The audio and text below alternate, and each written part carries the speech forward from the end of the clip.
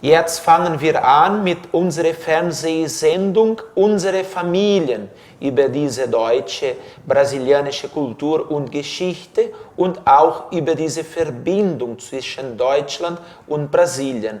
Começa hoje aqui na Vale TV mais um programa Unsere Familien, sobre as nossas famílias, nossas entidades, as cidades da região, essa história e esse presente, teuto gaúcho e teuto brasileiro. Com muita alegria, contamos hoje com a presença do professor, pesquisador, escritor Ademir Rost, da cidade de Rolante. Olá, é uma alegria tê-lo aqui hoje conosco.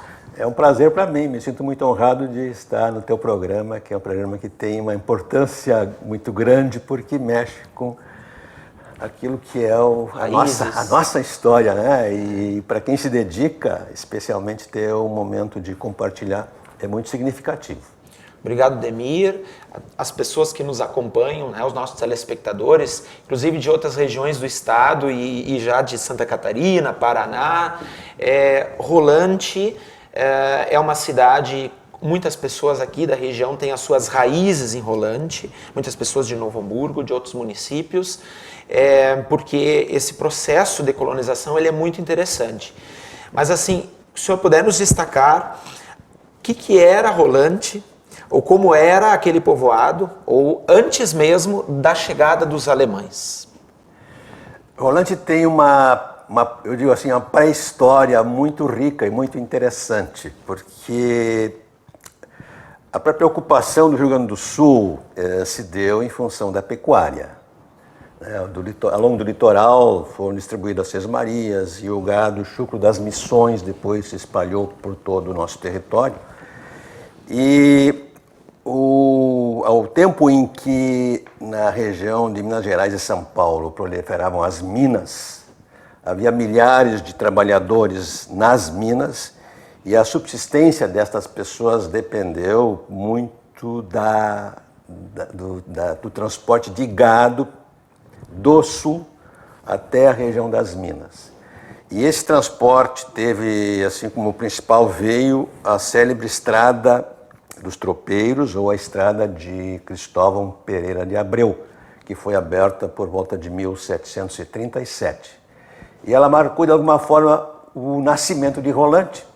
Porque já tropeiros passavam ali. Sim, ela foi uma parte importante do traçado desta importante via e pontos de repouso dessas tropas. Eram tropas imensas, tropas com 1.000, 2.000 reses que circulavam.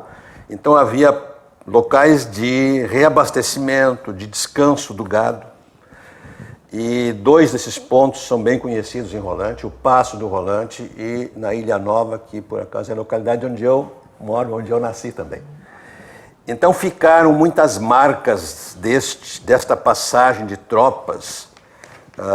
Hoje a gente está resgatando o caminho, o traçado exato desta antiga estrada, a estrada histórica, que por mais de 100 anos foi a única via segura da região ao redor das Lagoas e Grande Porto Alegre, Viamão, de onde saía basicamente o gado, mas que já vinha desde a fronteira do Uruguai, tropas de mulas e tropas de gado destinados especificamente para a região das minas.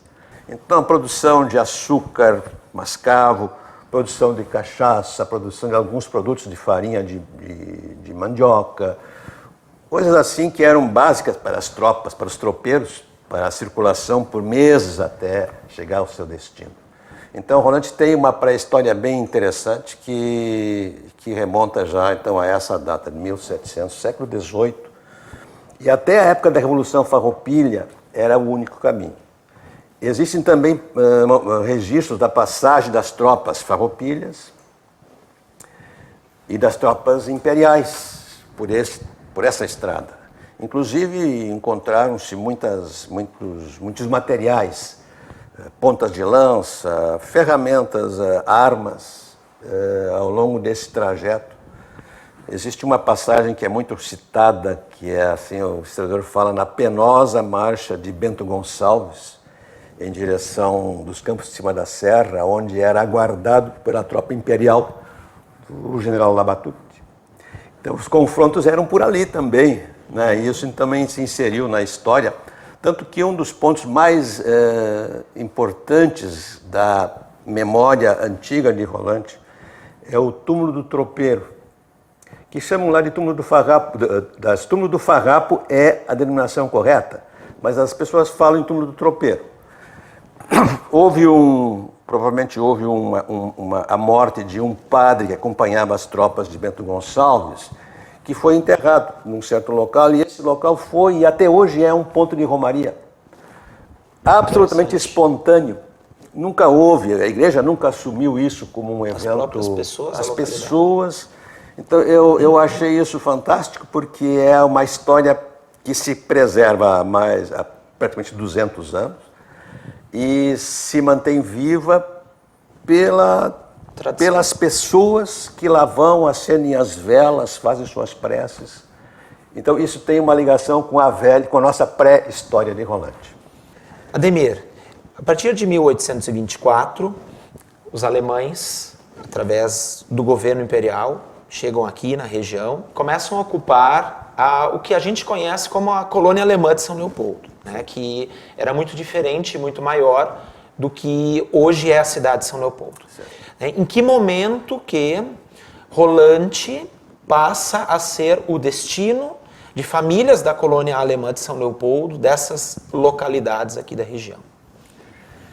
Isso ocorreu na década de 80, 1880, 86, 88.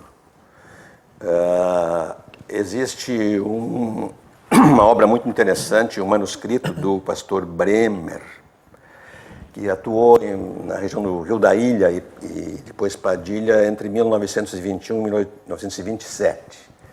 E ele redigiu um manuscrito em que ele detalha com muita precisão, com muito detalhe, a ocupação que se deu a partir de Taquara, a partir do Mundo Novo, em direção do Vale do Rio Rolante e do Vale do Rio da Ilha, depois também, que é um outro veio de ocupação, de colonização daquela região, que abrange parte do território de Rolante também. Mas a ocupação de Rolante, que foi uma colônia particular, né, ela se deu nessa data. E já poucos anos depois tinha 3 mil moradores, 3 mil habitantes. Já 10, 15 anos depois. Ela cresceu muito rapidamente. Encontrou terras férteis. O rio também teve um papel importante. E como tu disseste, de Dois Irmãos, Gerval, de São José do Hortêncio, da Linha Nova, de Picada 48, Bom Jardim e Voti. Esta é basicamente a origem dos colonizadores de Rolante na sua origem, no seu início. Mas é interessante que é bem diversificado, de diversas colônias exato. Foram para lá. Sempre assim, 3, 4, 5 ou mais famílias, de modo que eu tendo assim a imaginar que eram grupos, ou que ia uma pessoa e por relatos motivava outros. Essa venda de terras, naturalmente, ela foi um processo meio assim. Como é que foi? O Império ou o governo do Brasil autorizou, então, a colonização, autorizou pessoas privadas a ocuparem, a adquirirem terras públicas. Aquilo eram terras públicas num certo momento, apesar de que havia algumas fazendas, algumas sesmarias no Vale do Rio Rolante, Rolantinho, alguns lugares assim. Mas a ocupação foi feita pela venda de terras que foram adquiridas. Aqueles, como é que é, quase que grileiros, pode-se dizer, né, que tinham acesso a alguma fonte, algum acesso aos altos escalões onde podiam adquirir terras e depois, com isso, procuravam estimular a colonização. É interessante que essa questão de grilagem, invasões, né, e problemas com terras, ela não é algo recente. Pelo contrário, no nosso país, no nosso estado, né, como mesmo o senhor destacou aqui, é algo que em vários momentos da história do nosso país e do nosso estado aconteceu de fato. E Rolante foi um caso relativamente recente, não é, de ocupações ali, algumas famílias tinham extensões enormes. Carlos Creff, por exemplo, que depois foi sogro do coronel João Augusto Link, que foi tabelião e cartório. Então, havia ali houve ali uma apropriação de grandes áreas por vários, também colonizadores de Taquara, Carlos Lanz, Pedro Fett e algumas pessoas que tinham acesso a essas terras por um preço irrisório e depois com isso ganhavam dinheiro vendendo aos colonos. Mas tudo bem, isso também é um detalhe assim quase que do submundo da ocupação, né? Mas foi uma forma, essas pessoas que tinham interesse em vender também tinham interesse em atrair. Sim, imigrantes. Imigrantes. Meu caro, tem um período no início do século XX em que Rolante recebe muitas famílias vindas diretamente da Alemanha. Se o senhor puder nos colocar aos telespectadores esse processo, esse segundo, talvez, processo migratório de Rolante, que também é diferenciado. Ele foi um processo estimulado pela Igreja Católica, o padre local, até ele escreveu isto, para melhorar o ambiente religioso, melhorar o ambiente... Ele descreve assim? Sim, está relatado. Quando eu disse diferenciado é porque era um outro tipo de... Era um outro. Mas pelo padre o pensamento era um pouco diferente, então. Sim, mas ele fez uma boa coisa, né? As razões... Ele tinha queixas pelo comportamento religioso, um pouco, talvez não tão fiel como ele gostaria que fosse. Sim. E ele então trouxe um número próximo de 30 famílias da região de Oldenburgo, né, na Alemanha, que vieram entre 20 e 23, nesse período, né, da década de 20.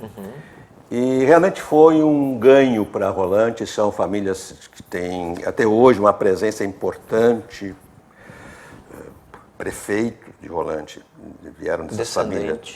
O Timmen, a família Schirold, Bolk, Kloppenburg. O Frei Boaventura, Kloppenburg. Isso, exatamente, tem origem desse núcleo imigratório. Foi uma contribuição importante para o município de Rolante. Realmente, essa vinda foi um acréscimo para a cidade, para o município. Outra questão importante é que Rolante tem, na questão geográfica, sempre esteve uma boa parte da história muito afastada de outras colônias, até de outros centros. O senhor poderia também nos destacar, porque isso, em determinado momento, dificultou a vida de boa parte da população, de boa parte das famílias ali rolantenses. Rolante teve um papel muito importante no desenvolvimento da agricultura familiar e até no abastecimento da região metropolitana. Nas décadas de 30, 40, era, por assim dizer, o celeiro desta região. Era um dos celeiros. Tão grande que era a produção agrícola era muito grande, muito importante. Era a principal área agrícola do município mãe, Santo Antônio da Patrulha. Mas o processo de industrialização e a própria dificuldade que essa agricultura artesanal, né, do Cabo da Enxada, do arado a boi, essas técnicas foram sendo superadas, sim, pela evolução, e a nossa agricultura caiu em decadência também pelo intenso processo migratório que esvaziou Rolante. Do interior praticamente esvaziou-se o interior, em função do florescimento da indústria coleiro-calçadista. E a gente pode até imaginar, os colonos tinham pouco acesso a dinheiro, né? E a perspectiva, de repente, de ter um salário mínimo todo mês na mão parecia algo extraordinário. Então, de sorte que no período da emancipação, 1954, a instalação ocorreu no ano de 55, Rolante tinha em torno de 15 mil habitantes. E 10 anos depois tinha 10 mil habitantes. Quer dizer, houve uma 50... Uma diminuição muito grande. Menor, a população evadiu-se. Rolante era uma espécie de um fim de linha, o acesso era ruim. Eu me recordo aqueles ônibus da Citral batendo na estradinha lá. Tinha as estradas de chão batido. Chão batido. O chão batido condenou Rolante a uma estagnação que durou por várias décadas. Eu penso que só na década de 80 que realmente as coisas começaram a se modificar, mas o asfalto foi inaugurado em 94, eu imagino, por aí. Nesse período, que finalmente, então, a cidade conseguiu um acesso de boa qualidade e isso impactou, evidentemente, na cidade que hoje, então, cresceu. É uma cidade que hoje tem em torno de 23, 24 mil habitantes e deve-se isso a acesso. É evidente que isso se refletiu em todos os lugares, não é? A acessibilidade é fundamental. E uma questão importante, aqui em Novo Hamburgo, por exemplo, se a gente vai ao bairro Canudo, São Jorge, Santo Afonso, a diversos bairros da cidade, a gente percebe, conhece muitas famílias justamente cujas raízes remontam a Rolante, como o senhor destacou, vieram para cá nesse período de dificuldades lá e de uma ascensão da indústria coreiro-calçadista, mas não vieram só para Novo Hamburgo, né? Outros municípios aqui da região. Sim, Campo Bom, Sapiranga, Paranhana, Igrejinha mais, Três Coroas também. Campo Bom tem bairros também com grande presença, Sapiranga. Isto foi realmente muito ruim para o desenvolvimento do município. Mas a gente pode compreender isso do ponto de vista das dificuldades que enfrentava Rolante nesse período. Uma curiosidade, outros imigrantes aqui da região, que vieram, por exemplo, de Três Passos, de Frederico Westphalen, eles vieram aqui, fizeram a vida no Vale, mas enquanto aposentados, retornaram às suas localidades de origem. Isso também aconteceu com alguns ou com muitos rolantenses? Isso está acontecendo. É um processo que está bem atual. Eu, por exemplo, eu não era agricultor, mas enfim, mas eu retornei e moro em Rolante depois de viver mais de 50 anos fora. E o senhor disse que os seus colegas também de infância, boa parte deles... Estão retornando, muitos estão retornando, em busca de um local tranquilo, de um lugar para ter uma vida em contato com a natureza, que é uma coisa que satisfaz. Esses lugares hoje estão sendo, em parte, recuperados com outro sentido, não mais pela atividade agrícola, que para nós não é mais viável, mas como locais de residência de boa qualidade de vida. Hoje a gente tem até internet nesses lugares, né?